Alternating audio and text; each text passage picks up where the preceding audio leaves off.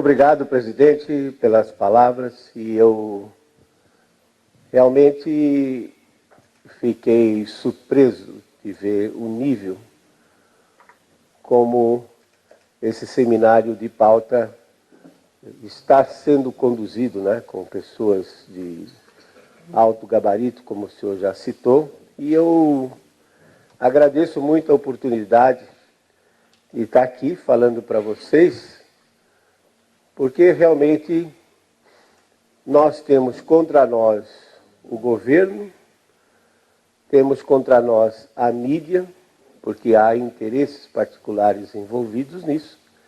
Então, só nos resta lutar assim, corpo a corpo. E essa oportunidade de estar aqui falando para vocês, que são pessoas formadoras de opinião, não quero convencer ninguém, apenas dizer para vocês o que é que a ciência sabe e o que é que ela não sabe. Porque vocês depois, isso que é mais importante, vocês vão ser um polo difusor. E nós vamos multiplicar isso. Se cada um sair daqui, ou não vou dizer todos, se 10% que está aqui se convencer de que vale a pena, então esses 10% depois vão divulgar para mais outras 10 pessoas e assim por diante, nós vamos acabar vencendo essa guerra. Então vamos devagar, mas vamos consistente e vamos para frente. Olhando então pela informação que eu recebi do que era o seminário, eu resolvi brindar vocês com 2 em 1. Em uma palestra, vocês vão saber sobre a farsa da destruição da camada de ozônio pelos compostos de clorofluorcarbono, os gases de refrigeração. E também nós vamos falar sobre esse tal de aquecimento global, que, como o presidente falou, são manobras, na realidade, para manter o país colônia. Nós achamos que somos independentes, né? Mas quando a gente começa a pensar e analisar esses fatos que aparecem, na realidade a gente percebe que ainda a gente é colônia. Então está aqui, eu criei uma receitazinha de como vocês podem criar uma pretensa crise ambiental e, obviamente, no caso desses países, tirar proveito dela. Então, qual é, e vocês vão ver que todas elas se enquadram atualmente nesse esqueminha. Primeiro, você utiliza um fenômeno que é conhecido cientificamente, mas de que não é do domínio público, e que é de difícil compreensão para o público e também para os nossos negociadores. No caso, a maioria diplomatas que não têm conhecimento sobre o assunto. Uma vez que você identificou, você passa então a criar um terrorismo em cima dele, dizendo que a culpa é do homem. E você então consegue instalar uma falsa crise global. Tem que ser global.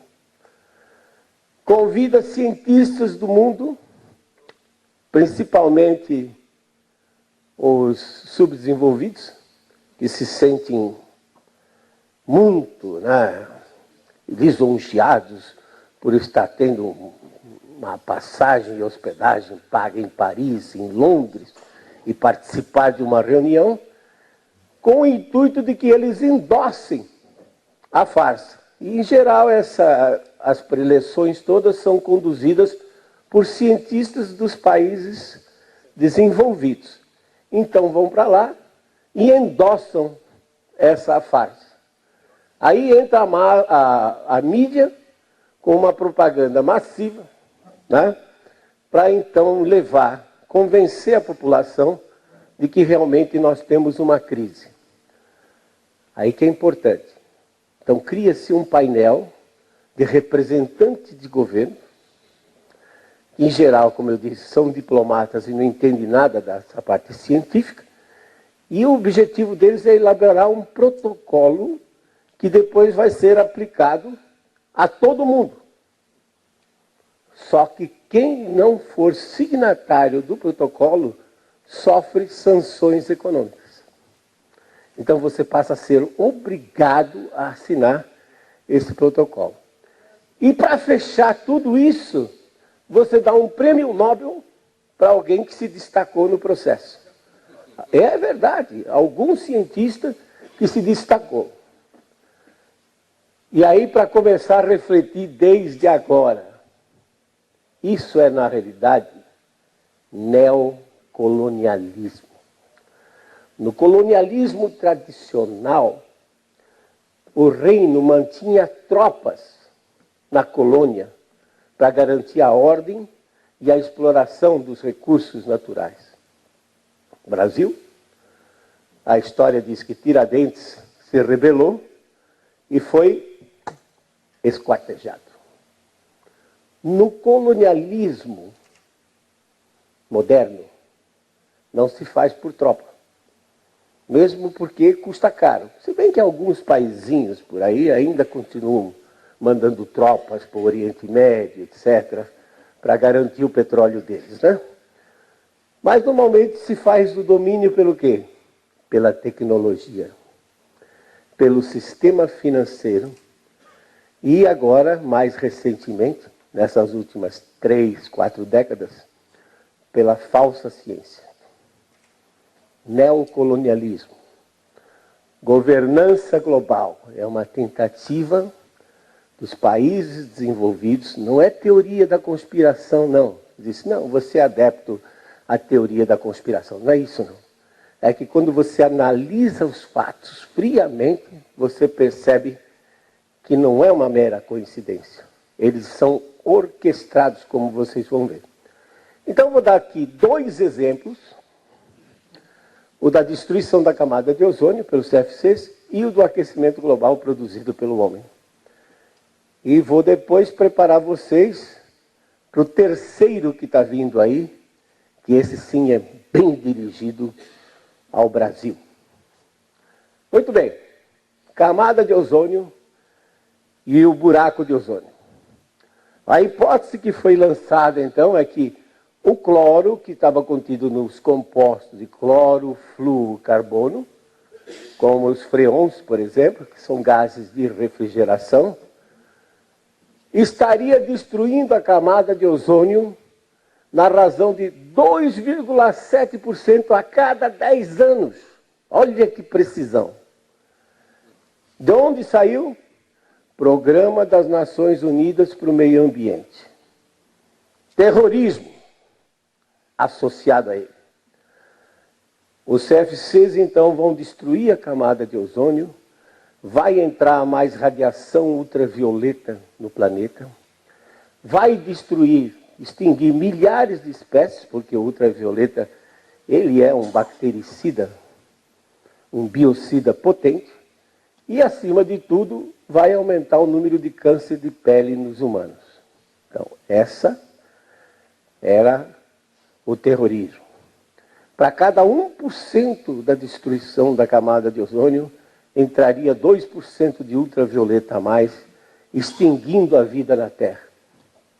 Então vamos ver, para vocês depois concluírem, se isso é possível ou não. Onde está localizada a camada de ozônio? Temos aqui, em altitude, 20 quilômetros, 40 quilômetros, etc., da superfície. A primeira camada é a troposfera, nela a temperatura decresce com a altura. Por exemplo, aqui nós estamos 25, 30 graus, mas na altitude que voa um jato comercial é 45, 50 abaixo de zero. Então, nesses 10 quilômetros, tem uma diferença de 70, às vezes 80 graus entre a superfície.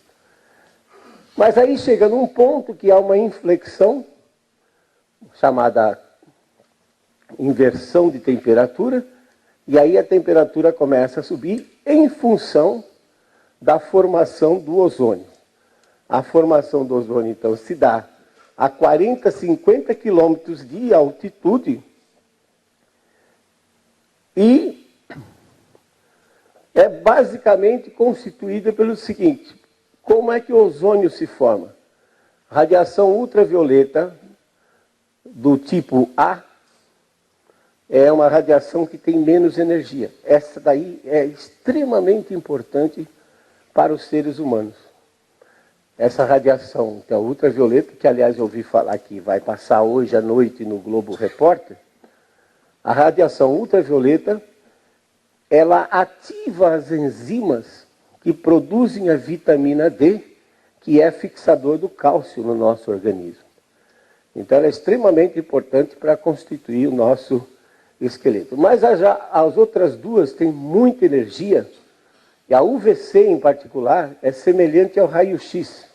Realmente ela consegue penetrar na sua pele. Como ela é de alta energia, o que ela faz é o seguinte: nós temos o gás oxigênio, constituído de 2 átomos. O O2, que é o gás que a gente respira. Então lá em cima, na estratosfera, o oxigênio, a ultravioleta, quebra a molécula de oxigênio em oxigênios livres, que depois se combinam e formam o ozônio, que são os 3 átomos de oxigênio. Enquanto o oxigênio é vital para a nossa existência, o ozônio é extremamente oxidante e, por exemplo, acabaria com a hemoglobina nossa rapidinho devido à oxidação. Existe a reação inversa, em que o próprio ultravioleta destrói o ozônio, o O3, e volta a recombinar, formando o oxigênio. Mas nas condições da estratosfera, particular pressão e temperatura, prevalece a formação do ozônio. Então já começa aí o primeiro erro, quando dizem que a camada de ozônio filtra o ultravioleta. Ela não filtra o ultravioleta. A afirmação correta é: para que o ozônio se forme, o ultravioleta é consumido. Ele é utilizado na formação do ozônio e, portanto, se ele é utilizado, ele não chega até a superfície. Do que depende o ultravioleta? Depende da atividade do Sol. Aqui você tem um ciclo de manchas solares, e isso nós já temos há cerca de 400 anos, desde que Galileu começou a observar o Sol. No ciclo de manchas, o Sol então apresenta praticamente 0 manchas. Vou explicar o que é a mancha. A mancha é uma região do Sol mais fria. O Sol tem uma superfície em torno de 6.000 graus e as manchas têm em torno de 4.500, 4.000. São as regiões onde está havendo subsidência, ou o material da superfície do Sol está entrando para dentro do Sol, e essas regiões são regiões de campo magnético extremamente forte e temperatura mais baixa. Então o contraste da temperatura em volta com a temperatura dessas manchas, elas provocam então grandes explosões solares e tempestades solares. Em princípio, quanto mais manchas o Sol tiver, mais ativo ele está e mais produzindo mais energia e mais ultravioleta. Então o Sol parte de 0 manchas, atinge um número máximo de manchas em cerca de 4 anos e depois decresce nos próximos anos e anos, nos próximos 7 anos. Então cada ciclo desse dura da ordem de 11 anos aproximadamente. Mas vocês notam que no início do século XIX, nos anos 1800, o número de manchas foi baixo, não chegou a 50. Depois subiu. E, novamente, no início do século XX, o número de manchas também foi baixo. Então, descobriram, e aí foi dado o nome ao astrônomo, ou físico solar, Gleisberg, no laboratório de observação lá da Suíça, descobriram que o Sol tem um ciclo de aproximadamente 90 a 100 anos.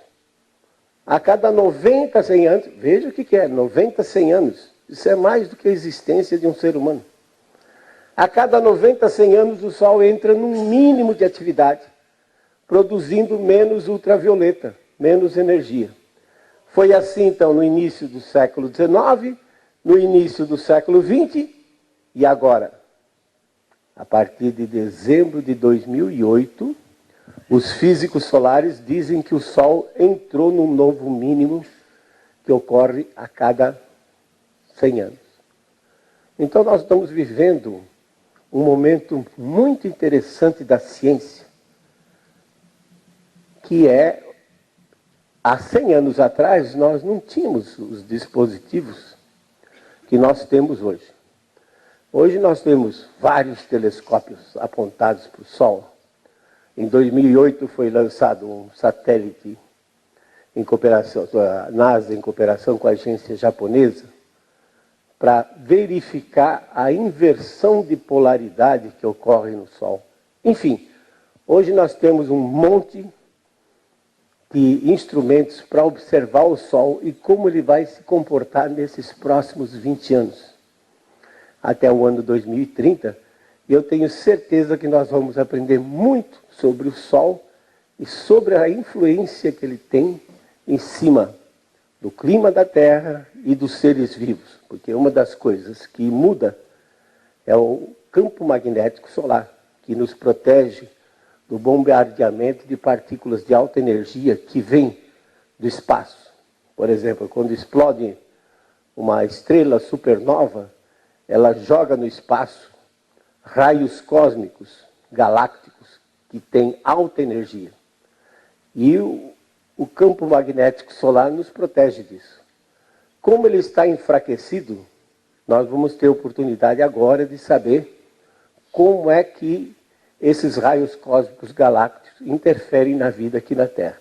Então, nos próximos 20 anos, até o ano 2030, 2032, nós vamos ter o Sol, no mínimo, produzindo menos radiação, principalmente ultravioleta. Então, note aqui, no começo do século XX, a atividade solar era baixa, ela aumentou, atingiu um máximo em 1957, 58, e de lá para cá começou a decrescer. Ou seja, nos próximos 22 anos, a tendência vai ser, então, aqui está o máximo em torno de 1960, a tendência vai ser dos ciclos solares irem diminuindo e o Sol produzir menos energia. Como o ultravioleta é importante para a formação do ozônio, se o Sol passa a produzir menos ultravioleta, forma menos ozônio. Vejam o problema. Anotem isso aí. Então, há evidências que a camada de ozônio esteja reduzindo, ou seja, esteja se afinando, como se diz no popular? Não há evidência. O que há evidência é que existe essa variabilidade natural que ocorre nesse período de 100 anos. Que é muito para a humanidade, que antes a gente nem se preocupava. Olha então, por exemplo, essas medidas feitas em Arosa, na Suíça, desde 1926, quando o Sol estava, como eu disse, em grande atividade na primeira metade do século XX, o ozônio estava lá em cima. Depois que o Sol atingiu o máximo e começou a decrescer a produção de ultravioleta, a concentração de ozônio também foi decrescendo. Então você vê claramente que quem comanda a concentração de ozônio na camada é o ultravioleta solar. O que aconteceu foi que, quer dizer, não acontece assim aleatoriamente, veja bem. Os físicos sabiam os geofísicos sabiam que o Sol ia estar no máximo, em 1957, 58, tanto assim que foi planejado o Ano Geofísico Internacional, 57, 58, onde então fizeram um esforço para observar o Sol e campo magnético terrestre, etc. E nessa oportunidade estabeleceram começaram a estabelecer, convidaram os países, começaram a estabelecer uma rede de medição de ozônio. Eu também, quando estava no INPE, Instituto Nacional de Pesquisas Espaciais, também fui fazer várias medições de ozônio. Da superfície, a gente entendeu o que está acontecendo lá em cima, a 30, 50 quilômetros de altitude. Então, a rede internacional foi estabelecida exatamente no período que o Sol estava no máximo e que o ozônio também estava no máximo. Então, já não foi coincidência, porque já estavam planejando isso. Ora, se você estabelece uma rede, começa a medir quando está no máximo, o que você espera que venha depois? Um decréscimo, claro. Tá? Alguma vez alguém detectou uma molécula de CFC na região de formação do ozônio? Nunca. Nunca foi detectada. Mesmo porque a molécula de ozônio, ela é em torno de 5 vezes mais pesada do que o ar. É como você pegar uma bolinha de aço e botar em cima da água num copo e querer que ela fique flutuando. Como é que uma molécula dessa vai escapar da minha geladeira, pular a janela, e aí devagarinho subir até 40, 50 quilômetros de altitude para destruir o ozônio, quando na realidade ela não conseguiria passar, mesmo que subisse, ela não conseguiria passar dessa inversão de temperatura. Você imagina que quando o ar está quente, ele é mais leve, menos denso. Quando ele está frio, ele é mais pesado, mais denso. Então você imagina isso aqui, água, e isso aqui como sendo óleo. Eu nunca vou conseguir que o óleo fique debaixo d'água. Por mais mágica que eu faça, boto no liquidificador a água, boto o óleo, mexo daqui para lá, quando para, o óleo vai para cima. A mesma coisa. Quer dizer, uma molécula que está mais fria, ela jamais poderia chegar lá, além do fato dela ser 5 vezes mais pesada do que o ar. E além disso, os CFCs produzidos pelo homem, eles são as únicas substâncias que contêm cloro no mundo? Claro que não. Olha, os oceanos produzem 600 milhões de toneladas de cloro anualmente. Os vulcões lançam 36 milhões de toneladas de cloro por ano. Só a erupção do Monte Pinatubo, em junho de 1991, lançou 300 vezes mais cloro do que o homem lança por ano. Quer dizer, o homem levaria 300 anos, tá, para igualar a quantidade que o vulcão lançou só num tirinho que ele deu no meio da estratosfera. E os CFCs estão aqui, ó. Quer dizer, 600 milhões, 36 milhões, 5 milhões de queima de biomassa, que aí também rendeu um prêmio Nobel, porque queimando a Amazônia, nós estamos destruindo o ozônio. A erupção do Pinatubo, 2 milhões de toneladas de cloro, e o homem, 0,0075. Sem contar que no caso do buraco do ozônio, a imprensa não fala que existem 12 vulcões ativos na Antártica, dos quais dele, o Monte Erebus, tem 3 crateras a cerca de 4.000 metros de altitude. Então ele injeta 1.230 toneladas de cloro por dia, diretamente na estratosfera. Isso ninguém fala, 60 vezes mais do que o homem. Portanto, a natureza tem uma contribuição muito maior, a do homem é insignificante comparado com os processos naturais. E aí vem a história. Como é que isso surgiu? Então, um sujeito, cientista, chamado Mário Molina, na Universidade da Califórnia, mostra em laboratório que o ozônio é destruído pelo cloro. Essa, então, um conjunto de 6 equações, onde a quinta equação era crítica para a destruição do ozônio. Em 1992, eu fui convidado para... Você vê que é velho já, né? 1992, já tem um tempinho. Fui convidado para participar da ECO 92, da conferência da UNCED, no Rio de Janeiro, num painel chamado A Proteção da Camada de Ozônio. Mário Molina, como criador da hipótese, era o palestrante e eu o debatedor. Tá? Depois da apresentação dele, eu mostrei isso, que era impossível uma molécula chegar até lá, e coloquei as equações dele e disse o seguinte: olha, Mário, a sua quinta equação parece que ela não está correta, porque o lado direito tem mais energia do que o lado esquerdo. E numa equação química sempre há dissipação. Se eu coloco 2 reagentes, parte vai perder calor e do outro lado vai ser, a quantidade de calor vai ser menor. Ele ficou muito furioso comigo, tá? Porque como é que eu, que não entendo nada de química, vou dar 0 ao professor Molhão e mandar ele de volta para os bancos escolares para aprender química? Tá? Aí fui eu que me irritei, peguei o microfone e disse: olha, Mário, esse problema politicamente já foi resolvido. Nós estamos em 1992, o protocolo de Montreal foi em 1987, há 5 anos atrás. Nós estamos aqui para discutir academicamente se a sua hipótese é válida ou não.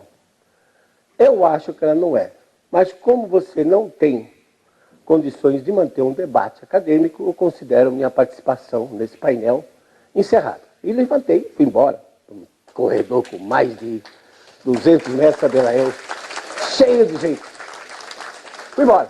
Resultado, o Mário foi Prêmio Nobel de Química em 95. Com essa equaçãozinha que o pessoal do Jet Propulsion Laboratory da NASA, veja quanto tempo eu tive que esperar. 1992, 2007. Tá?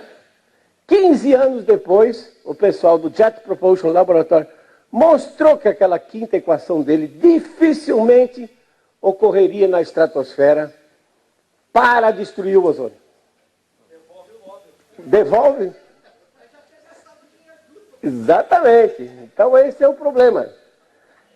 E aí vocês veem que como é que a coisa ocorre. Quer dizer, não há evidência nenhuma, nunca foi demonstrado. O buraco é perfeitamente natural, depende das condições prevalecentes naquele ano, e também o fato de que o ozônio é produzido aqui na região tropical, que tem mais ultravioleta, e é transportado em direção aos polos. Agora, quem foi que saiu ganhando? Aí você tem que usar sempre o raciocínio inverso. Quando você vê a coisa muito massificada, você para pensar e diz assim: quem é que vai ganhar com isso? É semelhante àquela história do Sherlock Holmes, no livro O Cão de Baskerville, em que o inspetor chega para o Sherlock e diz assim: e o senhor tem alguma coisa mais a acrescentar? Ele diz: tenho. O que é que é? Na noite do crime, o cão não latiu. Mas o que é que tem a ver isso? É sinal que o assassino era amigo da vítima. Tá? Então, quando a gente olhar ao contrário, quem é que saiu ganhando, você percebe claramente que não existe ciência alguma. Quem foi que saiu beneficiado? Então, os CFCs foram extintos em 1987 pelo Protocolo de Montreal. Na época, eu tinha muito acesso a Fernando Collor como presidente. Não tinha internet, né? Mal estava começando. Pensar em informática naquela época era coisa ainda... Aí mandei um fax para ele, 4 páginas, dizendo por que o Brasil não deveria assinar o protocolo de Montreal. Eu sei que ele recebeu, porque depois o superministro Zé Goldenberg mandou um assessor vir conversar comigo. Mas, de fato, o Brasil acabou assinando o protocolo.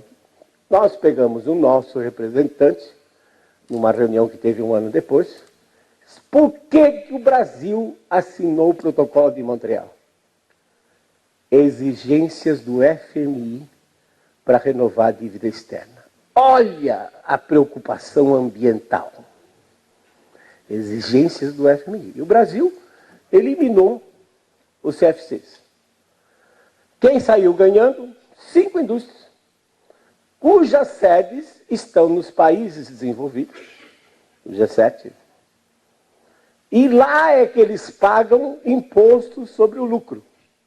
Aqui eles são meros arrecadadores de IPI e ICMS que sai do nosso bolso. Mas o lucro que eles pagam lá, é lá que eles pagam. Ou seja, transferência de recursos de países pobres para países ricos. A Allied Chemical Corporation, sede nos Estados Unidos, a DuPont, que fazia no Brasil, Freon 11, Freon 12, com sede no Canadá, a ICI, Imperial Chemical Industries, com sede na Inglaterra, a Toshen, do Grupo Elf francês, e a Hoechst alemã, que, por mera coincidência, é patrocinadora da Fundação Roberto Marinho e do Globo Ecologia. Não, isso é uma mera coincidência, né? Então,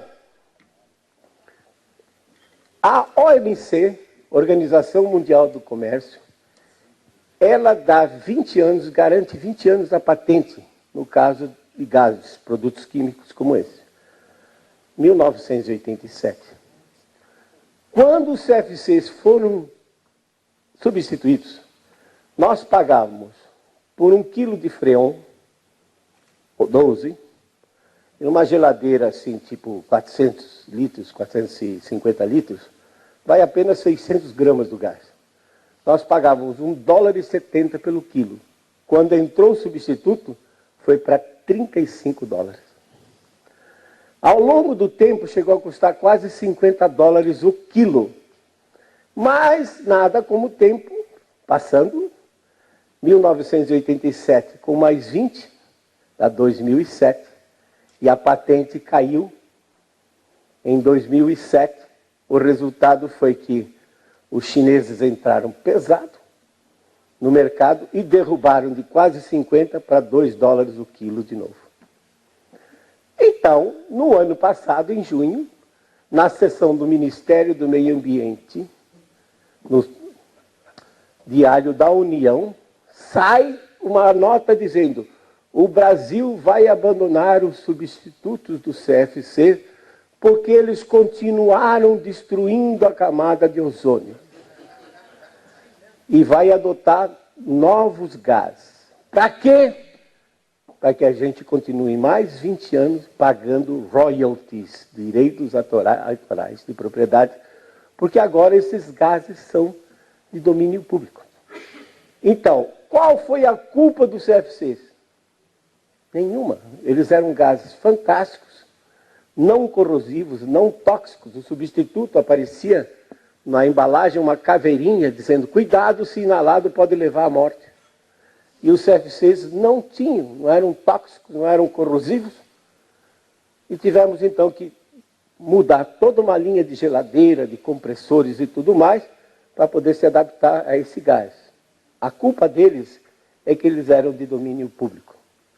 E agora os HFCs, que são os substitutos, também se tornaram de domínio público, então eles continuam destruindo a camada de ozônio. Ora, vocês viram que o Sol vai estar quietinho até 2030. Né? Vai entrar um terceiro gás, e aí até 2030 a camada de ozônio vai continuar baixa, então daqui mais 20 anos vão substituir esse substituto, porque ele continuou destruindo a camada de ozônio. Então essa é a história do CFC, e agora percebam que o aquecimento também seguiu a mesma receita. Cria-se, então, essa problemática de que a temperatura do mundo está aumentando. Mas aí, disseram, isso é por conta das emissões de gás carbônico. De onde sai o gás carbônico? O gás carbônico sai da queima de petróleo, da queima de carvão mineral, que é utilizado para gerar energia. 80% da matriz energética global depende ainda do petróleo e do carvão mineral. E o gás carbônico sai também da queima de florestas tropicais. No caso, o Brasil, porque os outros praticamente já não têm mais floresta. Na Europa, há 1000 anos atrás, tinha menos floresta do que tem hoje. Foi tudo replantado. Então, vamos ver o que está acontecendo no caso do clima. A pergunta é, hoje está mais quente do que teve ao longo desses 4,5 bilhões de anos de existência do planeta? Não. Por exemplo, uma das maneiras que os cientistas tentam ver como é que era o clima passado é usando testemunhos. Tipo, pega uma árvore que tem aí 2000 anos, a árvore, todo ano ao crescer, ela coloca um anelzinho diferente. Então, se a madeira daquele anel for densa e estreita, você sabe que a árvore passou por um estresse hídrico, não teve toda a água que precisava. Se o anel for largo e a madeira menos densa, você sabe que ela teve chuva abundante, as temperaturas foram ótimas. Então, analisando a sequência de anéis de uma sequoia, por exemplo, que tem mais de 2000 anos, você infere como foi o clima no passado. Um dos testemunhos mais badalados atualmente são os cilindros de gelo. O que é isso? Vai para uma região como a Antártica, o Ártico, né, Groenlândia, onde tem capas de gelo bastante espessas. Perfura com uma broca oca e retira o cilindro de gelo. E no gelo, quando ele se cristaliza, fica aprisionado bolhas de água, de ar. Você pode ver na sua forminha de gelo, caso um cubinho de gelo, que muitas vezes você encontra bolhas de ar. E às vezes bolhas grandes. Eu boto na minha caipirosca um cubo de gelo desse, e de repente eu ouço uma explosão.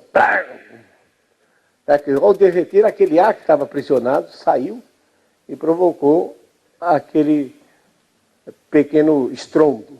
Então o ar fica aprisionado. Aí o que eles fazem? Retiram essas bolhas de ar e fazem análise. Quanto gás carbônico tinha, quanto metano tinha e assim por diante. E como a capa de gelo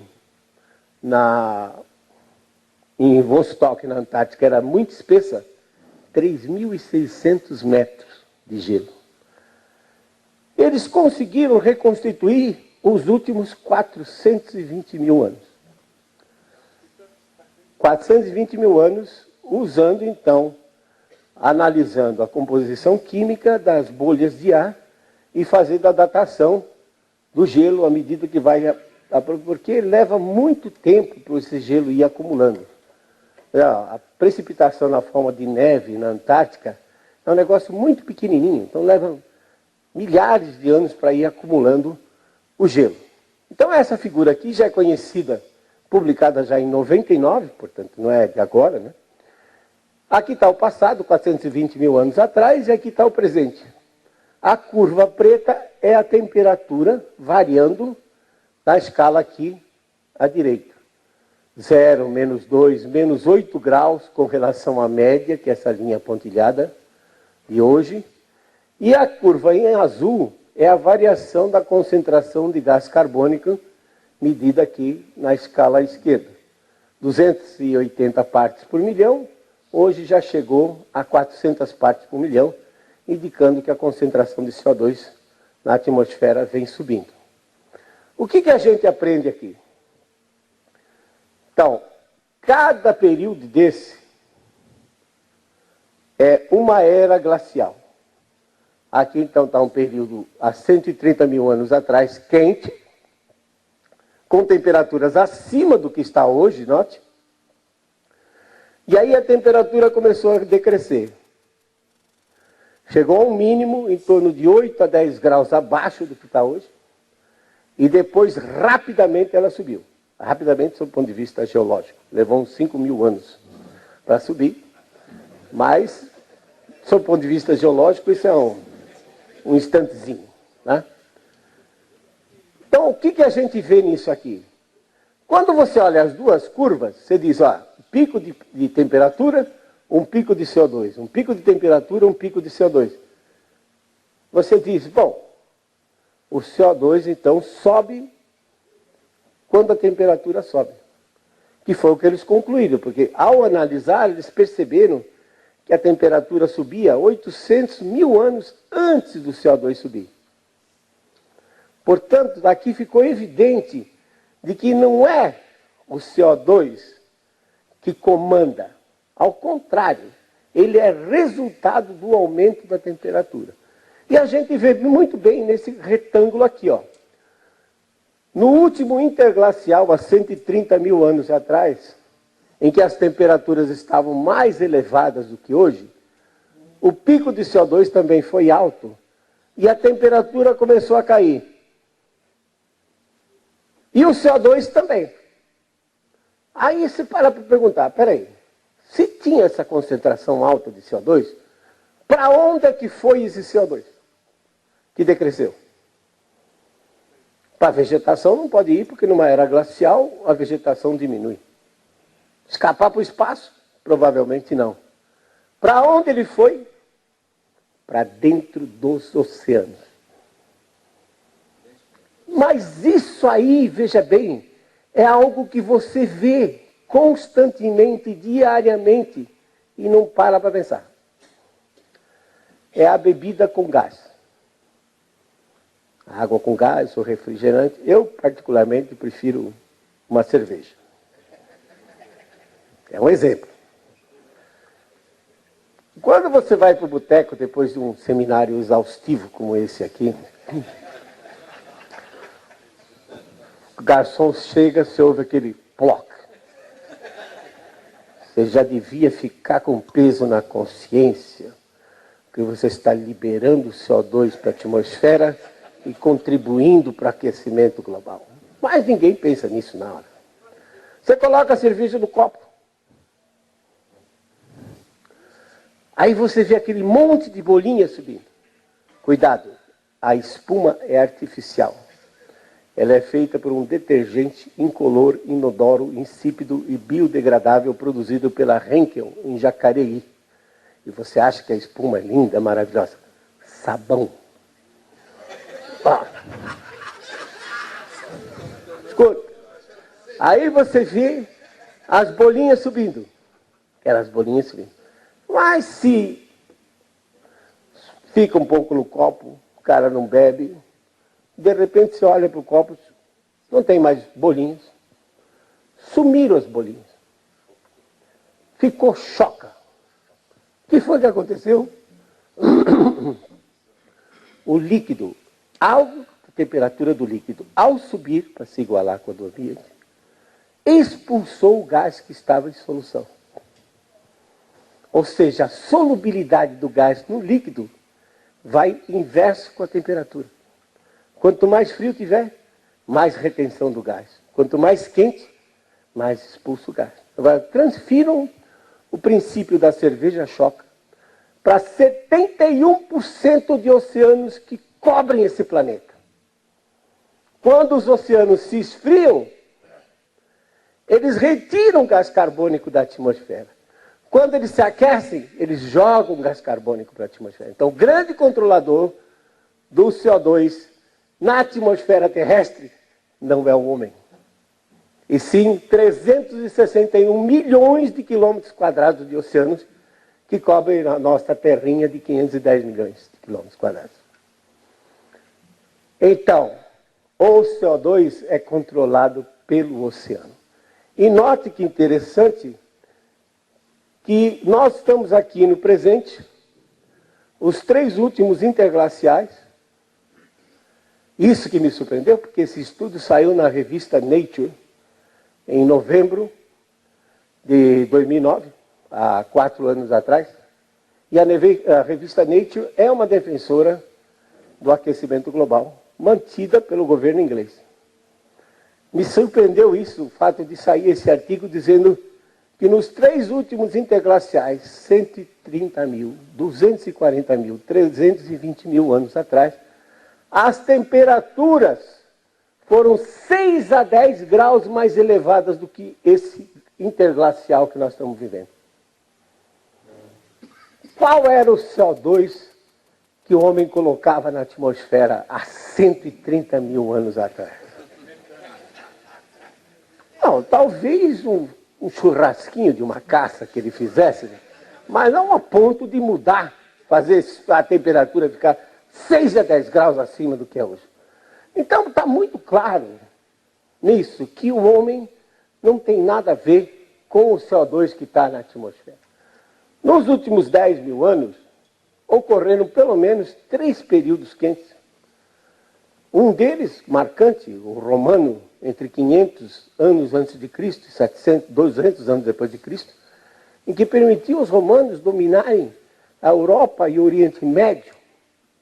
Por quê? Estava quente, chovia mais, a agricultura era farta e o povo estava saciado, sem fome. Já você pega um período entre 1350 depois de Cristo até início do século XX, na minha opinião, em que passou pela chamada pequena era glacial, em que as temperaturas ficaram 2, 3 graus abaixo do que está hoje, frustração de safra, fome, doenças. Estima-se que só a peste negra na Europa tenha matado mais de 70 milhões de pessoas ao longo desse período. Povo com fome, revoluções sociais, dos quais a mais importante nessa história é a Revolução Francesa de 1789. O povo estava com fome, depois a monarquia cortou a cabeça e implantou um regime democrático, depois se estendeu e fez com que, por exemplo, todos os países da América do Sul tivessem a sua independência a partir do século XIX. Bolívia, Equador, 1810, 1812, e o Brasil de 1822. Então, a Revolução Francesa, que foi desencadeada por um problema climático, frio, frustração de safra, fome e doenças, foi que então desencadeou tudo mais. E nos últimos 130 anos, nós já temos dados de termômetro medido. Só que a tecnologia de termômetro também mudou bastante, né? De mercúrio passou a ser elétrico, hoje digital. Mas dá para a gente ver bem claramente, isso são dados, não é achismo não, são dados mesmo. Está aqui, fonte dos dados, Climate Research Unit, Unidade de Pesquisa do Clima, da Universidade de East Anglia, na Inglaterra, desde 1880 até 2004, vocês percebam o grande salto na temperatura, são média de 8 estações, que houve entre 1920 aproximadamente e 1940. Qual era o CO2 que o homem colocava na atmosfera nesse período? Praticamente nenhum, porque nós temos registros logo depois da guerra, 1945, 46, que mostra que o homem, naquela época, emitia da ordem de 6% do carbono que emite hoje. E fato interessante é que depois da Segunda Guerra, quando os aliados tomaram as indústrias dos países do eixo, como Alemanha, Itália e Japão, aí começou uma industrialização globalizada, a industrialização se acelerou, foi obrigado a gerar mais energia elétrica, queimando petróleo e carvão, e, no entanto, a temperatura, quer dizer, foi lançado mais CO2 na atmosfera, e a temperatura, na realidade, decresceu até meados da década de 70. E até hoje, no Ártico, as temperaturas ainda são mais baixas do que eram no final da década de 30. Que, se vocês forem olhar, também as temperaturas mais elevadas no Brasil pelo menos aqui no Sul, também foram nessa década de 30, como foram nos Estados Unidos, e como foi também, por exemplo, aqui a série de Paraguai, no aeroporto de Paraguai, em Assunção, desde 1890, você percebe claramente que as temperaturas mais elevadas foram na década de 30, 40, e de lá para cá a temperatura tem decrescido e não aumentado, então isso não suporta absolutamente a hipótese de que o mundo esteja se aquecendo. Se eu pegar dados de satélites, os satélites estão operacionais também desde 1979. São 30 anos de dados de satélite. O satélite tem a vantagem que ele enxerga. O termômetro está em cima do continente. Os satélites e os continentes representam apenas 29% da superfície terrestre. Os satélites enxergam os continentes e enxergam os oceanos também. E você pode perceber claramente que não há evidência de aumento de temperatura. Está aqui oscilando em torno do zero, talvez um pouquinho resfriado nesses últimos 10 anos. Ops. Mas 10 anos não quer dizer nada em termos de clima. E tem picos como esse aqui, ó, que é o famoso El Niño, em 1987 e 88, 1997 e 98.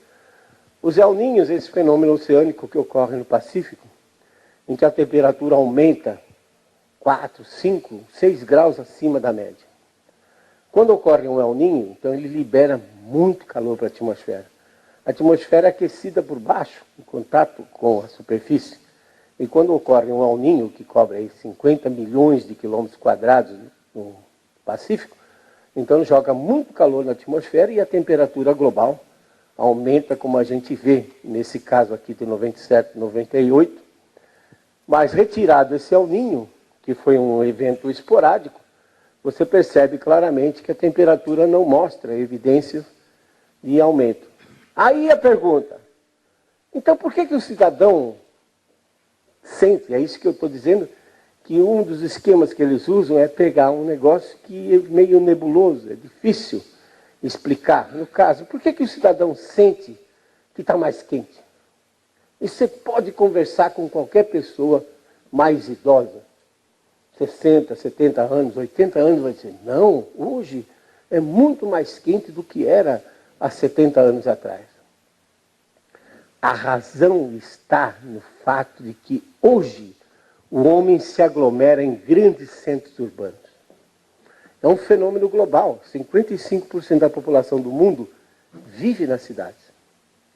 No Brasil, segundo o censo do IBGE de 2010, 82% da população brasileira está vivendo nas cidades. Ora, a cidade tem um microclima totalmente diferente do campo. E a gente explica fisicamente isso. A energia radiante proveniente do Sol, ela é dividida em dois fluxos. Um que vai para evaporar água, que constitui o ciclo hidrológico, e outro que vai para aquecer o ar, H. Por exemplo, nós fizemos pesquisa na Amazônia, nós temos uma torre instalada lá que completou em agosto desse ano 30 anos. 30 anos essa torre foi colocada, nós colocamos lá, agosto de 1983, e ela está lá até hoje. Quando a gente faz a análise, a gente vê que na Amazônia, 80% da energia disponível vai para evaporar água, e apenas 20% para aquecer o ar. Tá? Você imagina então que é São Paulo no centro da cidade, num dia de verão, ao meio-dia. Certamente as temperaturas são 10 a 12 graus mais elevadas do que se estivesse na Cantareira. Não tenha dúvida, é um problema de microclima. Mas o cidadão não vive no mundo, ele vive ali, na cidade. Então ele tem a impressão que o mundo está se aquecendo. Mas não, é o microclima dele que está aquecendo. O CO2 emitido pelo homem, ele é, de novo, a mesma comparação.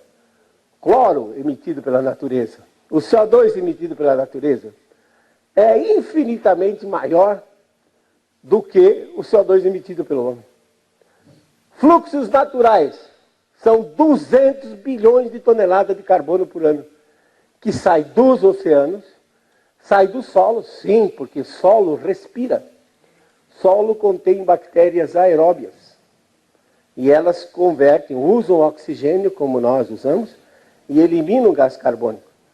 E, obviamente, a vegetação, que usa o gás carbônico na troca da fotossíntese, mas que também planta respira.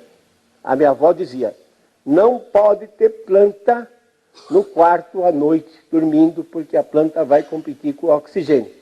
Besteira, tem tanto oxigênio por aí, mas os antigos achavam que você não devia ter planta dentro do quarto, porque ela respirava e competia com o oxigênio que você estava respirando. 200 bilhões de toneladas. Qual a incerteza que nós temos nisso? 40 bilhões de toneladas. Quanto é que o homem coloca? 7. Quer dizer, nesses 200, nessa segunda casa aqui, eu não sei se é um 4 ou se é um 6. Eu não sei se é 160 bilhões ou se é 240 bilhões.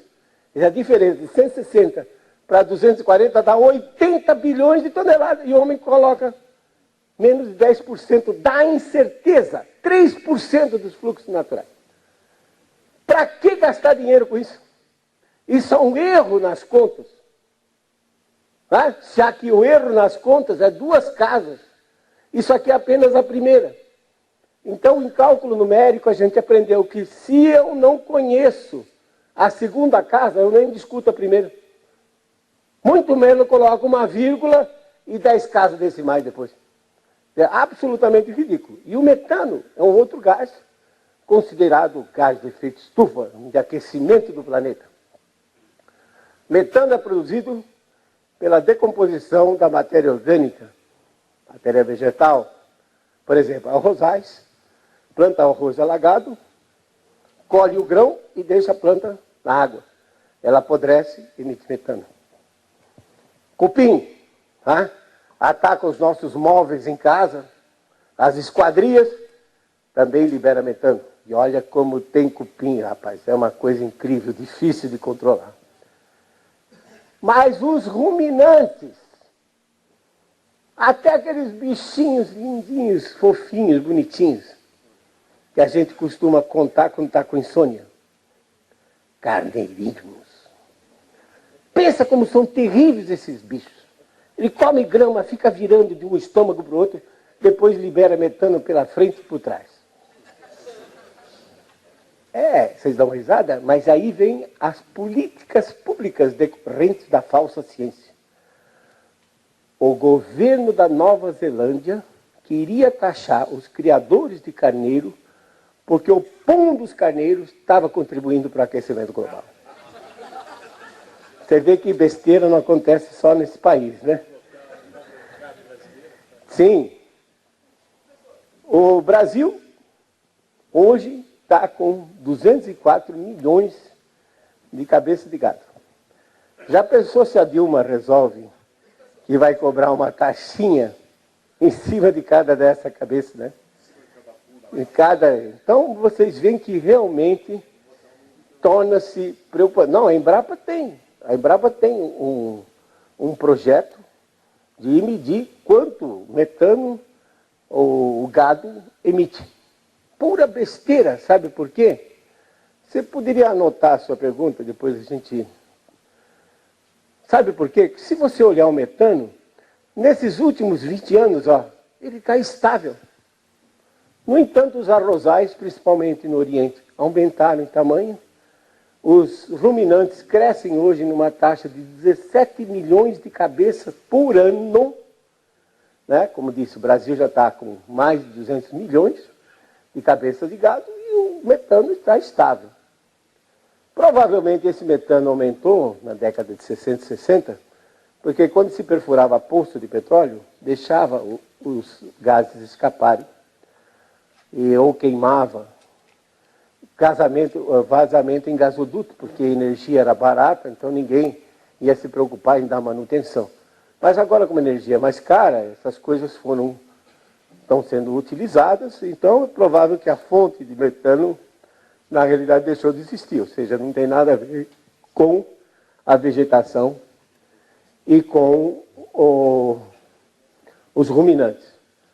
Não vou discutir muito, mas eu posso mostrar que o efeito estufa, que é o pilar básico de toda essa teoria do aquecimento global, ele está furado cientificamente. Ele vai contra as leis básicas da termodinâmica e da conservação de energia. Simplesmente pelo seguinte, porque uma molécula de CO2, que é um carbono e 2 oxigênios, ela tem uma estrutura e ela só absorve a radiação infravermelha que faça com que ela entre em ressonância. Se for de comprimento de onda ou frequência mais elevada, passa direto. Se for mais baixo, passa direto. Se for exatamente na estrutura que é a molécula, essa molécula vai absorver e ela vai vibrar e rodar. Só que quando ela vibra e roda, isso são movimentos mecânicos, energia cinética.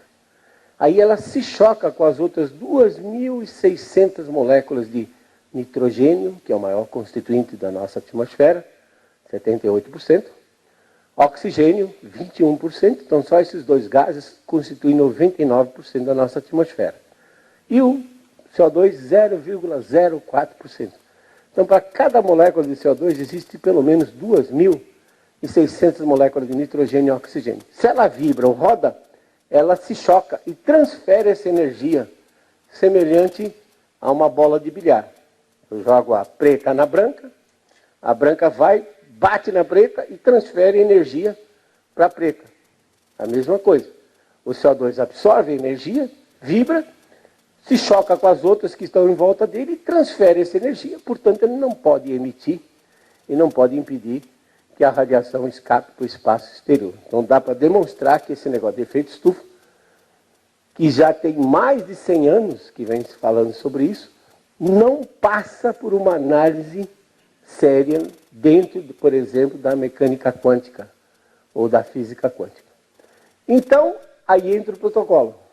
Protocolo de Kyoto, em 1997, se propunha a reduzir 5% das emissões humanas, 5% de 7 bilhões, 0,3 bilhões. O que é 0,3 bilhões comparado com 200 bilhões de fluxo natural?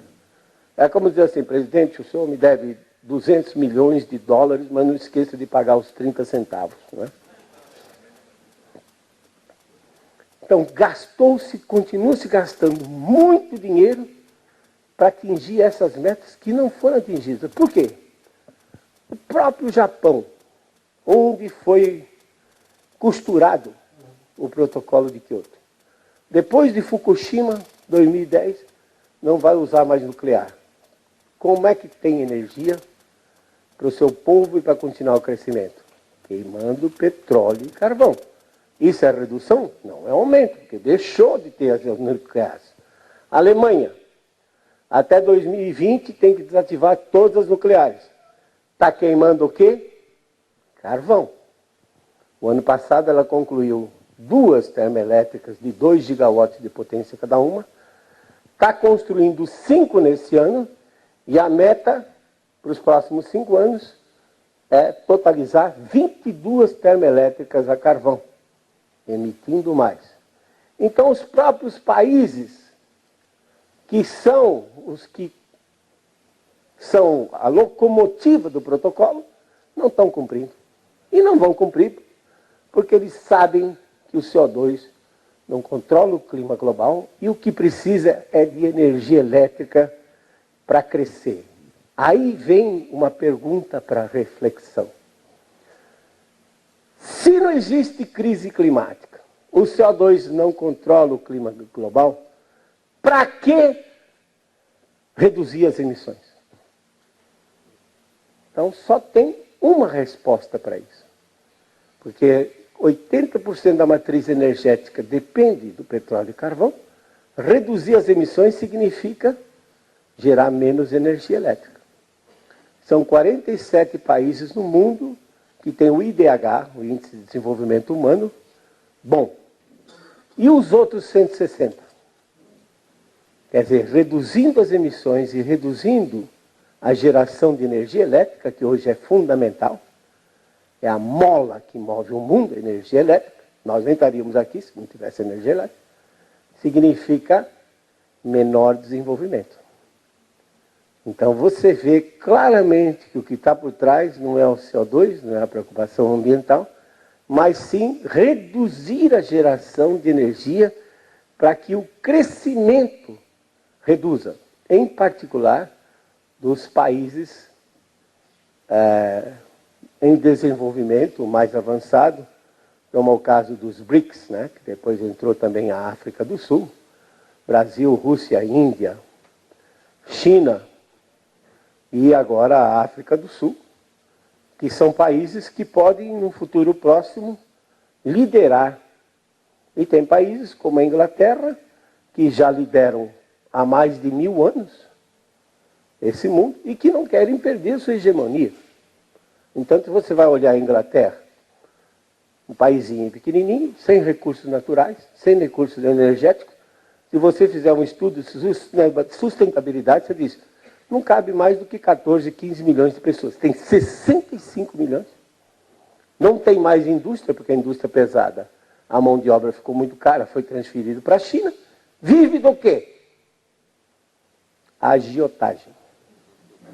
Né? Explorando os outros países. Então são esses países que, sob o pretexto de que o CO2 aumenta a temperatura global, não querem, então, que a gente se desenvolva. E você vê claramente, os dados estão aí, ó, não mentem. A temperatura está estável nesses últimos 16 anos e o CO2 já aumentou 8%. Se o CO2 aumentou 8%, por que a temperatura ficou estável? Aí entra o terrorismo. O degelo no Ártico, causado pelo homem. Conversa. Veja, 1925, aqui está a variação da temperatura do Oceano Atlântico Norte. 1925 passou de frio para quente. Então o que acontece? O que aconteceu? O Ártico teve um aumento de temperatura. Por quê? As correntes oceânicas tropicais levam mais calor para os oceanos fora dos trópicos. A água quente, então, entra por debaixo. Veja aqui, então, de 1925 até mais ou menos 1963, houve um grande degelo no Ártico. Você tem registro, eu mesmo tenho cópia de relatos de várias expedições que foram para o Ártico, 1926, 1932, 1938, uma expedição norueguesa, para ver por que o Ártico estava derretendo. E, no entanto, o homem não colocava praticamente CO2 nenhum na atmosfera. Novamente, agora, em 1995, você vê que o Atlântico passou de frio para quente. Então, o que acontece? As correntes marinhas pegam esse calor e jogam para dentro do Ártico. Então, o gelo é flutuante. E você sabe que no gelo flutuante, 10% está fora d'água e 90% está dentro. Então, se a corrente, água mais quente, da ordem de meio grau, 0,7 graus, entra por debaixo, em contato com o gelo, ela derrete parcialmente o gelo submerso. E o gelo submerso já não tem mais força para aguentar a parte aérea. E a parte aérea colapsa, desmorona. Preste atenção nesses filmes que mostram o tal do degelo. Você não vê o gelo virando água e escorrendo, como seria num cubinho de gelo em casa. Você vê o gelo desmoronando, quebrando. Por quê? Porque o que foi derretida foi a parte submersa, e não pelo ar quente, mas sim pelas águas mais quentes que foram produzidas por maior transporte de calor das correntes marinhas em direção ao Ártico. Perfeitamente natural. Veja os dados. Universidade de Illinois, em Urbana-Champaign, esse site chama-se The Cryosphere Today, quer dizer, a criosfera de hoje. Aqui está a variação em milhões de quilômetros quadrados no Ártico. Note que a partir de 95 o gelo começou a decrescer. Deu um pico em 2007. Depois tinha se recuperado praticamente em abril de 2012. E agora em setembro de 2012, deu uma redução de 2,8 milhões de quilômetros quadrados.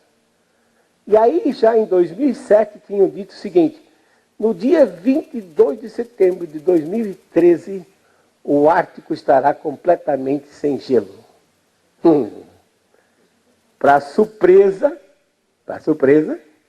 enquanto em 2012 derreteu 2,8 milhões de quilômetros quadrados, agora em setembro só 1,2. Quer dizer, de um ano para o outro, nunca perceberam uma recuperação tão rápida, 1,6 milhões de quilômetros quadrados entre o ano passado e esse ano. De recuperação, que mostra claramente que são as correntes marinhas que controlam. E isso está ligado, pasmem vocês, assim, o Ártico, a Antártica, desde que os satélites estão operacionais, mesmo o site, os dados, você pode entrar na internet, pegar esses dados, o gelo continua crescendo na Antártica. Por quê? Que se a corrente circumpolar está mais quente, corrente oceânica, a Antártica é uma grande ilha. Então, se a água fica ligeiramente mais quente, evapora mais, e na hora que precipita, cai na forma de gelo e vai acumulando gelo em cima do continente antártico, que não é pequeno. O continente são 14 milhões de quilômetros quadrados, com uma espessura média de 2,3 quilômetros.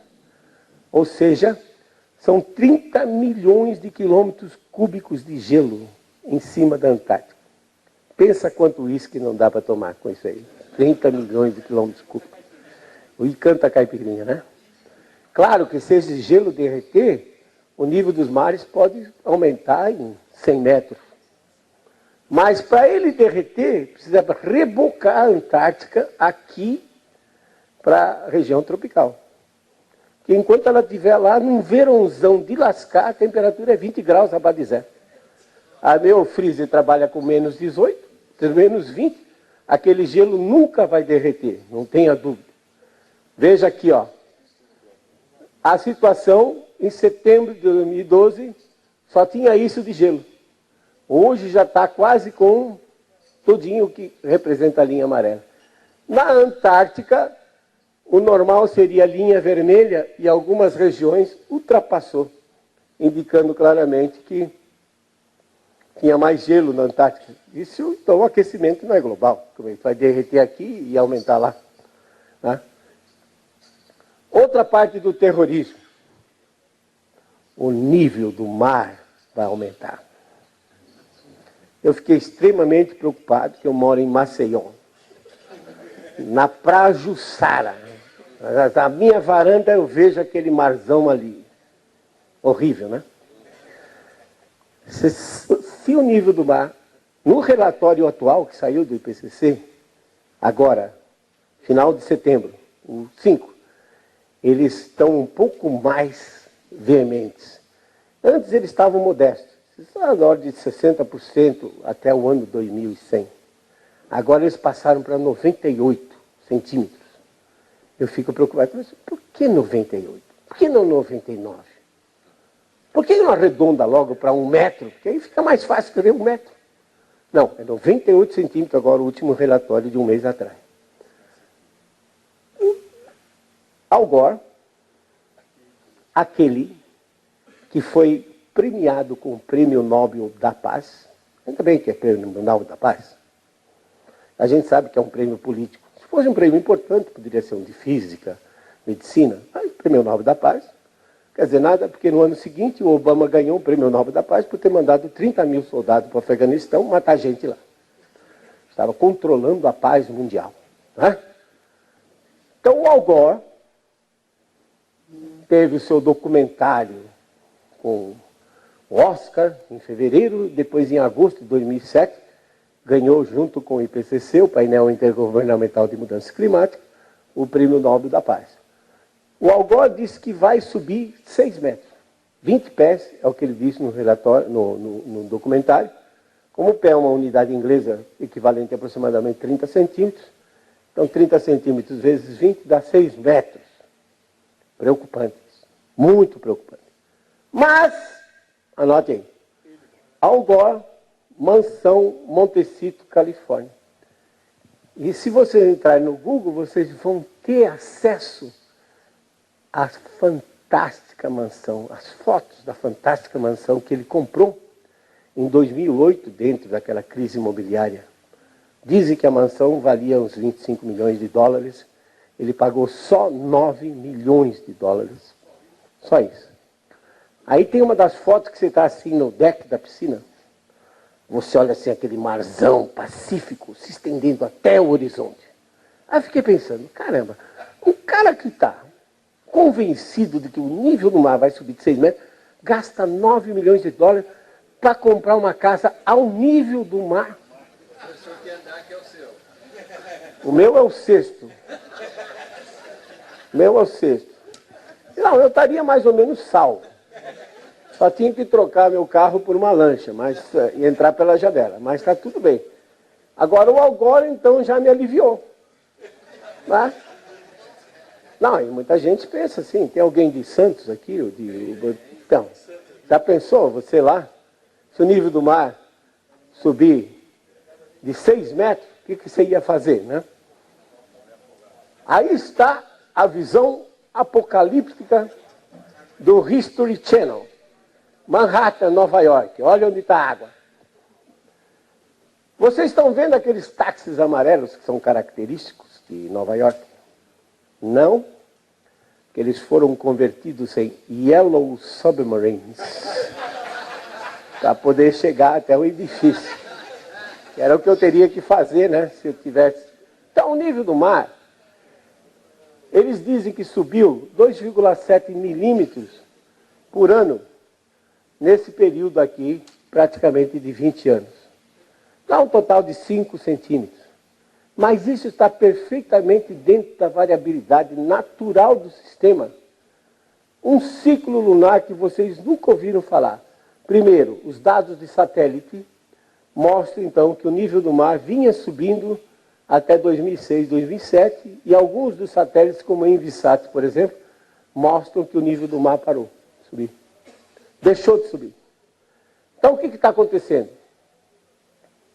Vocês não conhecem. Quando se fala ciclo da Lua, todo mundo pensa na fase da Lua. Nova, crescente, 28 dias aproximadamente. Esse ciclo tem 18,6 anos. É quase a existência, né? Uma boa parte da existência do ser humano. Se ele começar a pensar aos 20, ele só vai ver 2 ciclos desse médio. Como é que isso funciona? Vocês não sabiam, mas os caras que fizeram o Stonehenge, aquele amontoado de pedra que tem lá na Inglaterra, já sabiam. Você encontra em Stonehenge uma pedra com 19 buracos, em alturas diferentes, onde eles observavam esse ciclo lunar. É claro, na época não tinha televisão, tinha que ficar olhando para alguma coisa. O plano da órbita da Lua, ele tem uma inclinação com relação ao equador terrestre de 28,6 graus. Aí a Lua passando aí. Se hoje, a meio-dia, ela estiver no hemisfério norte, à meia-noite, 12 horas depois, ela vai estar no hemisfério sul. Então o plano é inclinado com relação ao equador. Só que ele não é fixo. Ele varia. Quando ele está em 28,6, ele ocupa, a Lua domina quase metade da superfície terrestre. Entre 30 graus norte e 30 graus sul, nós temos 50% da superfície terrestre, e isso é constituído basicamente por oceanos.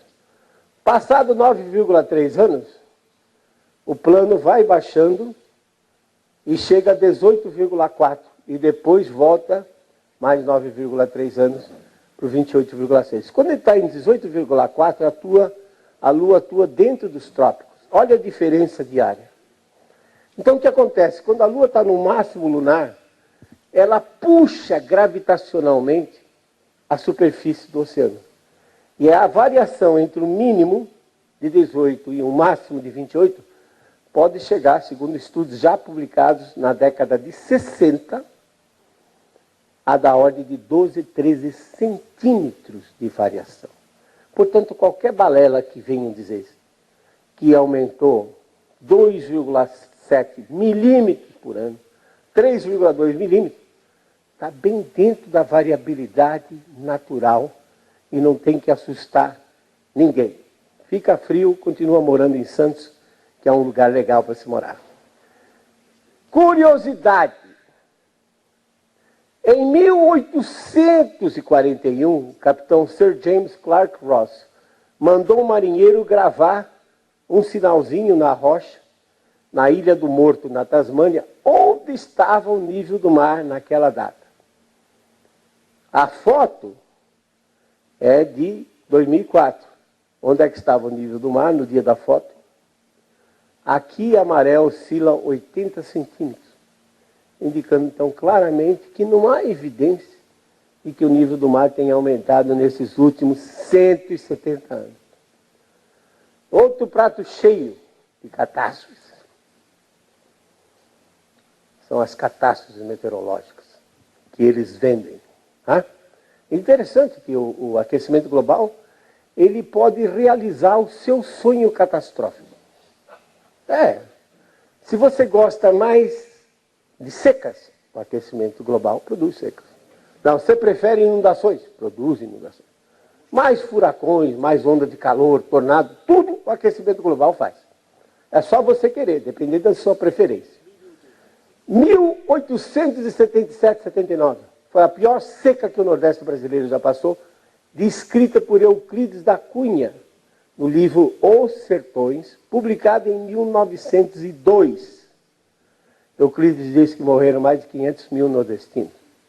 Dom Pedro saiu de Petrópolis e foi lá para o Ceará. E num discurso inflamado, ele inseriu a seguinte frase: venderei até a última joia da coroa para salvar o povo nordestino. Como o imperador sabidamente tinha várias mulheres, nós nunca soubemos quem foi a coroa que ficou sem as joias. São Paulo. Você acha que chove muito em São Paulo hoje? Nós fizemos um estudo com 19 pluviômetros na região metropolitana de São Paulo e um deles, principalmente, chamou a atenção. A Estação da Luz, logo aqui pertinho, tem dado desde 1888. Nós fizemos uma análise de chuva e vimos que a década que teve chuvas mais intensas, acima de 30 milímetros por dia, 1941, 1950, seguida pelas outras duas décadas, 50 e 60. Quer dizer, se voltar a chover em São Paulo, o que chovia há 70 anos atrás, mudem de cidade quem for daqui. Vá para Maceió, muito agradável. Ondas de calor. Tá? Deu uma em 2003, disseram que era aquecimento global. Eu selecionei uma de 1896, no leste dos Estados Unidos. Porque ela está muito bem documentada, até com mapas meteorológicos e tudo. Fantástico, um trabalho fantástico. 1896. Matou mais de 3 mil pessoas só em Nova York. Qual era a população de Nova York em 1896? Percebam que foi uma grande catástrofe naquela época. Porque o CO2 que o homem emitia em 1896, furacões, o maior furacão que já entrou nos Estados Unidos foi em 1900. Quer dizer, há 114 anos atrás, desde lá não teve um furacão tão intenso quanto aquele. E as catástrofes do Rio de Janeiro?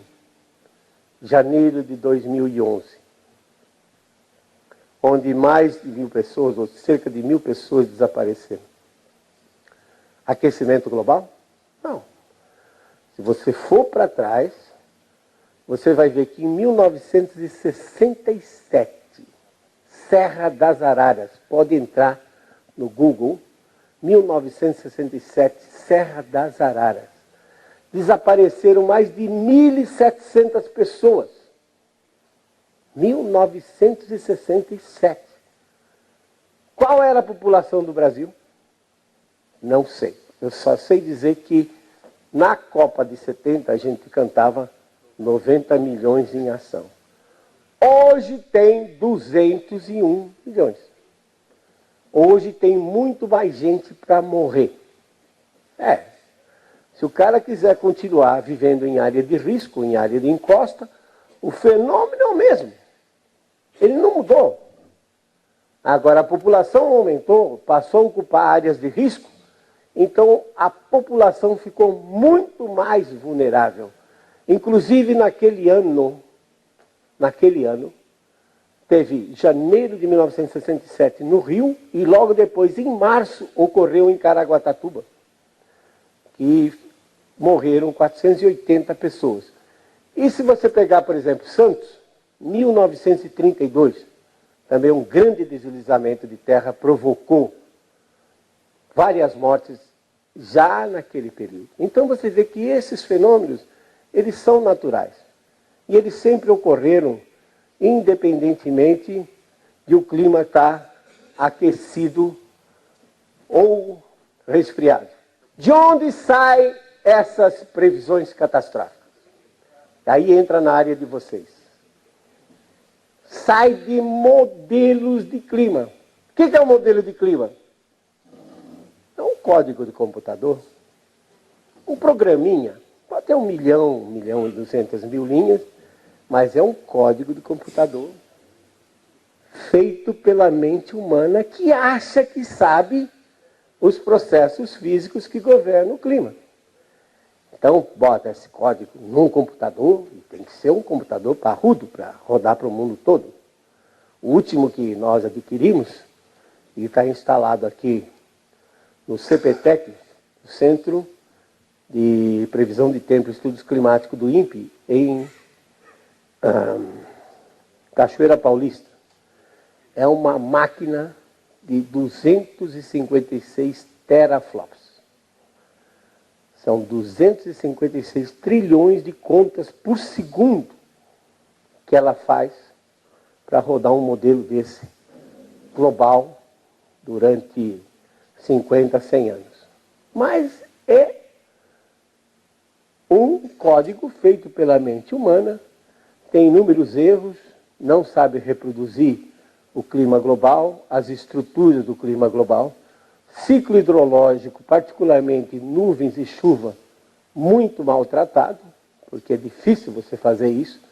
Oceanos, por exemplo, um código desses não tem esse ciclo lunar de 18,6 anos, que de vez em quando transporta mais calor para fora dos trópicos. Não sabe produzir El Niños. E um detalhe, aqui no Brasil, se eu tiver um projeto aprovado pela FINEP ou pelo CNPq, eu ganho dor de cabeça, porque eu vou ter dificuldade em executar esse projeto. Nos Estados Unidos é diferente. Quando o cara tem um projeto aprovado pela National Science Foundation, por exemplo, parte daquele dinheiro do projeto vai para engordar o salário dele.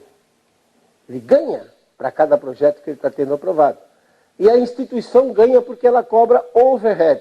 Você está usando as minhas instalações, vou cobrar a luz, etc. e tal. Então, o que acontece? O pesquisador tem um projeto aprovado sobre aquecimento global, mudanças climáticas, mas ele já sabe qual é a resposta que ele tem que dar. Já sabe qual é a resposta que ele tem que dar. O modelo é cheio de parâmetros que têm que ser ajustados para reproduzir a resposta que ele quer. Esses ajustes, né, com a calibração do modelo, como eles falam, eufemisticamente, na realidade o pesquisador tortura o modelo até ele confessar o aquecimento global. Depois, é um ótimo modelo. Notem, todos os 23 modelos do IPCC concordam. Todos eles dão aquecimento global quando você aumenta o CO2. Porque se não der, a verba é cortada e o cara pode ser até despedido da instituição. Então, tem que dar aquecimento global. É esse a causa de todo o terrorismo para 2050, para 2100, agora, no mês passado, em agosto, o painel brasileiro de mudanças climáticas lançou um relatório onde diz que a produtividade da soja em 2050, no Centro-Oeste, vai cair de 20%. Vai chover 40% a menos na Amazônia, contrário a todo o senso físico, porque se você vive num planeta com 71% de oceanos, aumentando a temperatura, aumenta a evaporação, aumenta a chuva. E eles dizem que vai reduzir na Amazônia em 40%, 45% precisamente. O Rio Grande do Sul vai ter um aumento de 2,5 graus, vai poder plantar café no Rio Grande do Sul. Pasmem vocês, a geada de julho agora acabou com 62% do café do Paraná. Quer dizer, é fácil você prever para daqui a 2050, daqui a 2100 anos, porque quando chegar lá vai estar todo mundo morto e ninguém vai mais ser cobrado. É fácil, né? Além das ressalvas, né, professor? Além de tudo isso. Veja bem, modelos de clima, eles precisam ser validados. O que quer dizer isso? O modelo é bom, então ele é capaz de reproduzir o clima passado, que eu já observei. Certo? Então eu tenho dados desde 1880, são 120 anos de dados, rodo o modelo e ver se ele reproduzir bem o clima passado, eu tenho mais confiança no que ele está tentando prever para 2050, 2100. Fizeram isso com o modelo de quinta geração da NASA, do Instituto Goddard, do KISS. E o resultado foi muitos erros, em particular, o modelo, ao tentar reproduzir o clima global, colocou 20% de redução de chuva na Amazônia, 20% a menos do que é observado. E a Amazônia é muito importante como fonte de calor para manter o clima atual, porque a umidade vem do Oceano Atlântico e é em cima da Amazônia que ela é convertida em chuva. E quando converte de vapor para água líquida, libera o calor que usou para evaporar, e esse calor então depois é distribuído no mundo todo. Então se ele erra na fonte, certamente vai errar em tudo mais. E felizmente agora os jornais ingleses, que são os mais defensores do aquecimento global, começam a perceber que a coisa não é bem assim. Então, The Economist, de 30 de março, disse, olha, o CO2 já chegou a 400 ppm, vocês disseram que a temperatura iria estar aproximadamente 1 grau acima do que está hoje, e na realidade as observações mostram que a temperatura não variou nesses últimos 16 anos. O Serviço Meteorológico Inglês, como diz assim, quietly, quer dizer, de boca bem fechadinha, nem fazer alarde, disse o aquecimento global terminou há 16 anos atrás. E agora? O famoso sistema de comércio de emissões, né? Compra de carbono. O Parlamento Europeu, no dia 16 de abril deste ano, por 334 a 315, rejeitou a proposta de manter, dar apoio para o sistema de troca de emissões. Chegou a valer 40 euros a tonelada, olha o preço que estava, 2,46. O UBS, União de Bancos Suíços, que é um dos maiores bancos do mundo, no relatório que mandou para os seus clientes no início desse ano, disse que a comunidade europeia perdeu 287 bilhões de dólares no mercado de carbono. Já pensou se esse dinheiro fosse utilizado para resolver dentro da própria Europa os problemas sociais que existem? E para terminar, o clima está mudando? Tá. Só que vai para um resfriamento nesse espaço nos 20 anos. Por quê? O Sol é a principal fonte de energia e vocês se recordam que eu já mostrei esse slide. Ele atingiu o máximo por volta de 1960 e agora a previsão é que ele permaneça no mínimo até o ano 2030, 2032. Olha aqui o previsto e o Sol parece que não está querendo colaborar. Ele deveria estar seguindo essa curva, mas como nós entendemos muito do que o Sol faz, ele está fazendo essa outra aqui. Os oceanos estão se esfriando. Como é que nós sabemos disso? Hoje nós temos umas engenhocas fantásticas.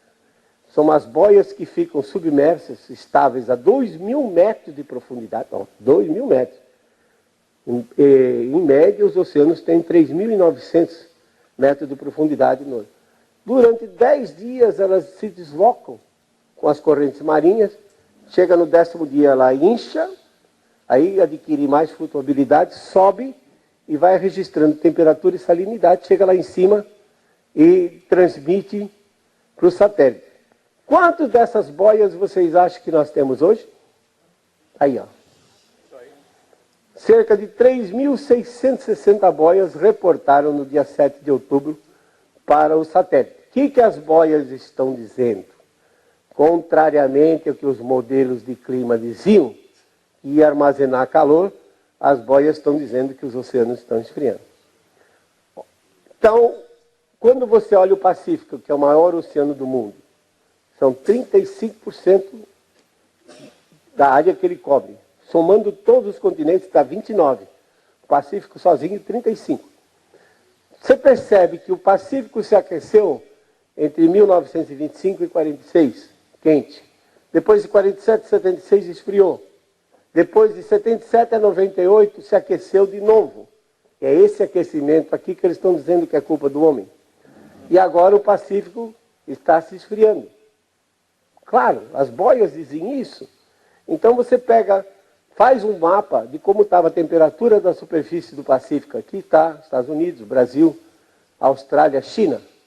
E você percebe que de 1946, ou 47 a 76, quando o Pacífico se esfriou, a configuração da temperatura era essa. Olha agora nesses últimos 13 anos. Vejam que a situação está muito semelhante àquele período onde houve um resfriamento de 47 a 76. Portanto, os oceanos estão se esfriando, o Sol está produzindo menos energia, e eu não tenho dúvida que nós vamos para um novo período de resfriamento. Não é uma era glacial, não. É um ligeiro resfriamento de 0,3, 0,4 graus, seguindo o ciclo. Quer dizer, quando o Pacífico se aqueceu, a temperatura do mundo aumentou. Quando o Pacífico se esfriou depois da guerra, em que houve um aumento das emissões, a temperatura diminuiu. O Pacífico se aqueceu, tendo muitos El Ninhos nesse período de 77 a 98, a temperatura global aqueceu e agora vai para um resfriamento. É a bola da vez. Esse ciclo no Pacífico é 25, 30 anos quente, 25, 30 anos frio. Não pergunte que nós não sabemos por quê. Mas diagnóstico a gente sabe fazer. Nós vimos isso. 25, 30 anos aquecido, 25, 30 anos. São 60 anos. É a vida de um ser humano. Quem é que lembra o que tinha acontecido há 60 anos atrás? Qual vai ser o impacto no Brasil? Janeiro a março, que é o período que mais chove, nós vamos ter uma redução no centro-oeste. Não é muito significativa. Da ordem de 15% a 20% apenas a redução de chuva. Mas olha o máximo que aparece em cima do Rio de Janeiro nesse período. Indicando que nós vamos ver ao longo desses anos mais catástrofes semelhantes a essa de janeiro de 2011. De abril a setembro, que é o período que menos chove praticamente em todo o Brasil, você vê uma redução de chuva se esticando para cima do Rio Grande do Sul e Santa Catarina. Aqui também há uma redução de chuva, mas essa é insignificante, porque de abril a setembro, somado todos esses meses, chove 50, 60 milímetros, dizer que vai reduzir 30%, né, como disse esse relatório aqui do pessoal do Brasil, 45% de redução de chuva no centro-oeste. Se chove 10, vai reduzir 4, sobrou só 6. Os 10 não resolviam o problema e os 6 também não resolvem, mas não é nada catastrófico. Percentualmente aparece um número grande, mas na prática, como não chove nada, 100% de zero é zero, e fim de papo, né? O máximo sobe um pouquinho para o norte do Espírito Santo e sul da Bahia. E temperaturas, nós detectamos em junho, julho e agosto, nesse período frio, de que o Pacífico ficou frio, de 50 a 76, detectamos redução de temperatura, em alguns casos, de 1,5 grau a 2 em média, nesse período, nesta região aqui, que pega as Minas Gerais. Inclusive, pode ser até bom para o café de montanha em Minas Gerais, com temperaturas um pouquinho mais amenas, o que o café precisa. Note também reduções sensíveis no sul da Amazônia, no oeste da Amazônia, porque as frentes frias, massas de ar polar, elas costumam subir ao longo da cordilheira e produzem as chamadas friagens. A última massa polar significativa, que foi em 1975, julho de 75, a temperatura em Rio Branco, no Acre, a mínima, foi 6,3 graus centígrados.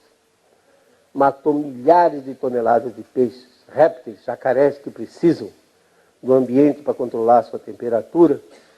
E o gado de corte, né? Porque o gado leiteiro ele é recolhido para o estábulo para ser ordenhado.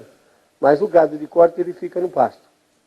E se a temperatura cai, o animal morre de hipotermia, não tem para onde ir. Então, centenas de cabeças de gado, agora mesmo no Uruguai, nesse último inverno, mais de 100 mil ovelhas morreram de frio. Né? Então, você vê que, na realidade, tudo indica, conforme eu falei, a última geada no Paraná, agora em julho desse ano, quebrou 62% do café. Quer dizer, nos próximos 3 anos, 4 anos, vamos ter uma safra de café reduzida no Paraná. E o milho, hoje, no Rio Grande do Sul, está crescendo muito devagar, porque as temperaturas continuam baixas. Os agrônomos dizem um tal de graus-dia, que precisa ir acumulando, a planta precisa ir acumulando calor, para ir disparando vários processos, enzimas, etc., no aquecimento. Se a temperatura mantém baixa, ela não consegue crescer. Cana-de-açúcar, ela entra em hibernação com 18 graus. Abaixo de 18 graus ela está viva, mas ela não cresce. O estado de São Paulo hoje é um imenso canavial.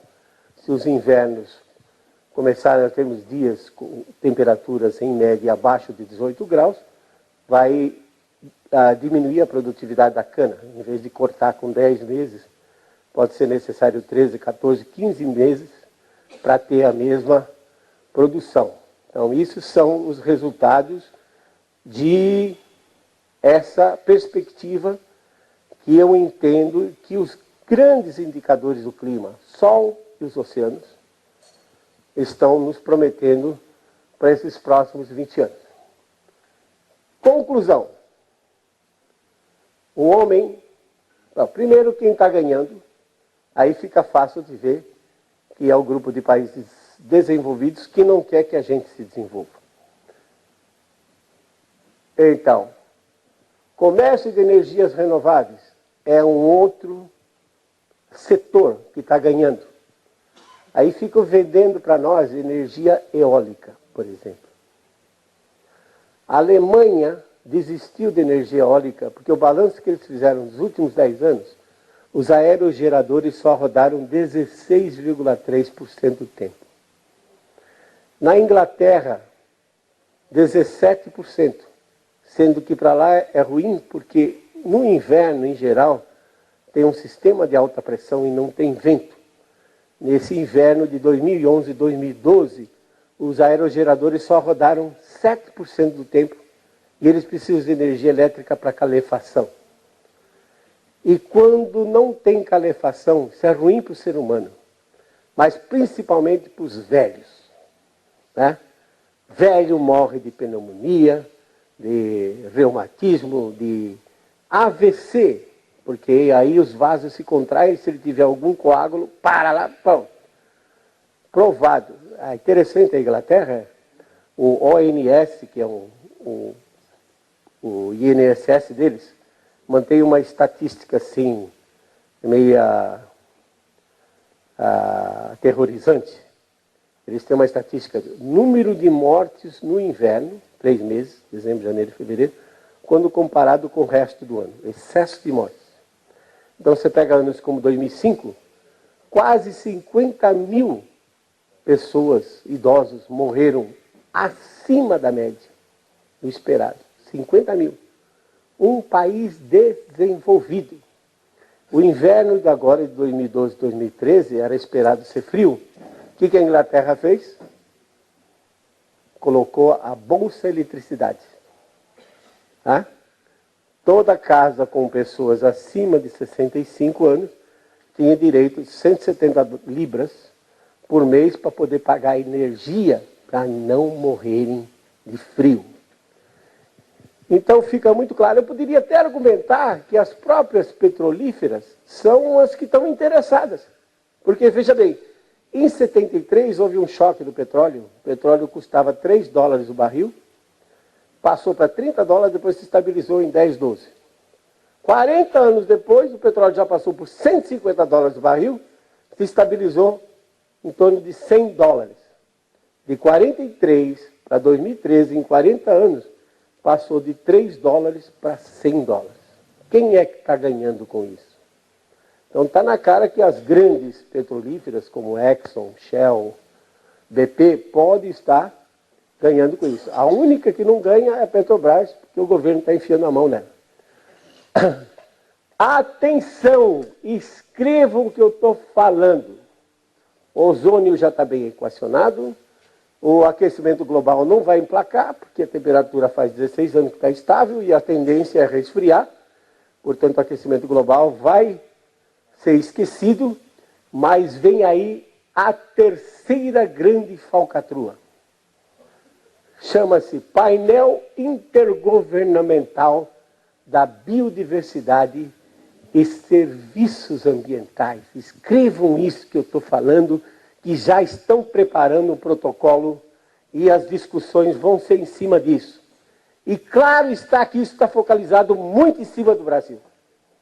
Porque o Brasil hoje produz muito grão a custo baixo. Isso incomoda. Então eles querem evitar que o Brasil continue crescendo, expandindo sua agricultura e que venha a se tornar um líder nisso. O painel da biodiversidade vai indicar que nós não vamos poder mexer na Amazônia, porque eles acham que a Amazônia não é nossa. Eles consideram a Amazônia um patrimônio da humanidade, uma reserva para o futuro, para eles. E nós? Painel da biodiversidade. E uma das coisas que os economistas têm mais dificuldade é quantificar os impactos ambientais. Aí vão criar serviços ambientais para tentar medir quanto custa preservar uma floresta, por exemplo. Então preparem-se, porque essa daí vai estar bem dirigida para nós. Clima varia por causas naturais. Eventos extremos sempre aconteceram, antes com o clima mais frio, depois com o clima mais quente. São eventos de tempo, não são eventos de clima. CO2 não controla o clima global. CO2 não é um gás venenoso, não é tóxico. O CO2 é o gás da vida. Pensa na hipótese absurda de se acabar com o CO2 nesse planeta. O que ia acontecer? Acabavam as plantas. Acabava o ser humano, os animais, porque eles dependem da planta. Não, mas eu não sou vegetariano. Sou vegetariano de segunda ordem, eu só como picanha. Sim, mas o boi tem que crescer antes de virar picanha. Então, CO2 é fundamental. Quanto mais CO2 tiver no planeta, as plantas agradecem. CO2 é comida de planta.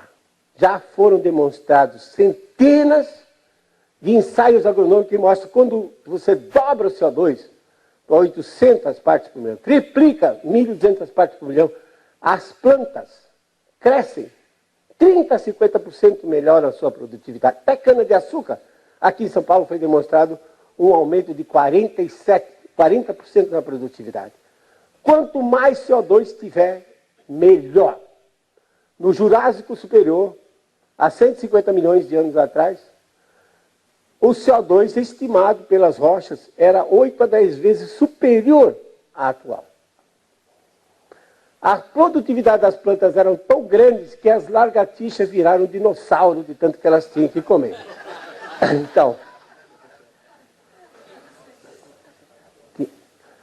Então, lembre-se disso.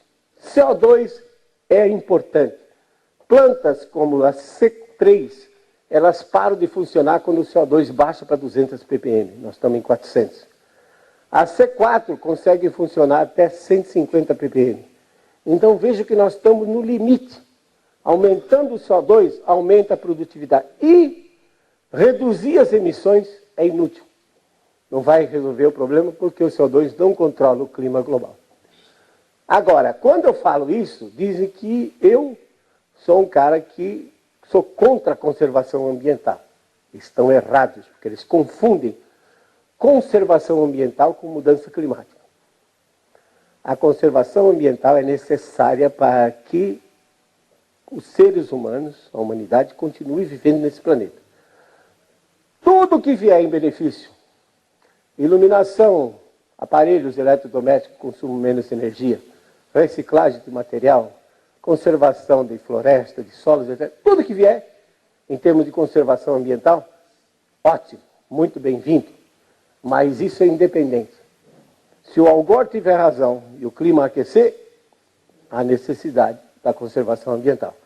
Se eu tiver razão e o clima esfriar pelos próximos 20 anos, não é 100 não, não estou falando 2100 não. Eu espero até 2030 estar vivo ainda. Vai ser necessário conservação ambiental com clima frio. Portanto, não confundam conservação ambiental com mudança climática. Vou parar por aqui, porque vocês já devem estar cansados de me ouvir. Muito obrigado. Era só isso que eu queria dizer.